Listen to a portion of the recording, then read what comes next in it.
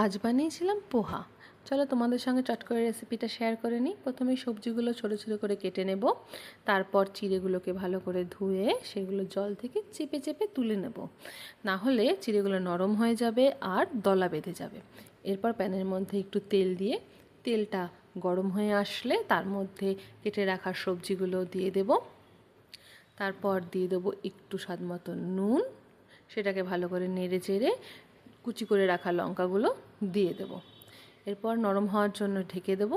ঢাকাটা খুলে একটু নেড়ে চেড়ে তার মধ্যে দিয়ে দেব আগে থেকে সিদ্ধ করে রাখা আলু। এটা পুরোপুরি অপশনাল। এরপর ভাজা হয়ে গেলে সেগুলোকে নামিয়ে রাখবো। তারপর ওই প্যানের মধ্যে একটু ঘি দিয়ে তার মধ্যে কাজু কিশমিশটা একটু ভেজে নেব হালকা করে। তার মধ্যে ফোড়নে দিয়ে দেব সর্ষে আর কারি পাতা, সেটাকে একটু ভালো করে মিশিয়ে নেব। তার মধ্যে দিয়ে দেব আগে থেকে ঝরিয়ে রাখা চিড়েগুলো কিন্তু বেশ হাত দিয়ে একটু ছাড়িয়ে ছাড়িয়ে দিতে হবে, তা না হলে সেটা কিন্তু দলা পেকে যাবে। এর মধ্যে দিয়ে দেবো ভেজে রাখা সবজিগুলো, স্বাদ মতন নুন, দিয়ে দেবো অল্প করে চিনি। তারপর সব কিছু মিশিয়ে ঢাকা দিয়ে দেবো। ঢাকা খুললেই রেডি আমাদের পোহা। ধন্যবাদ।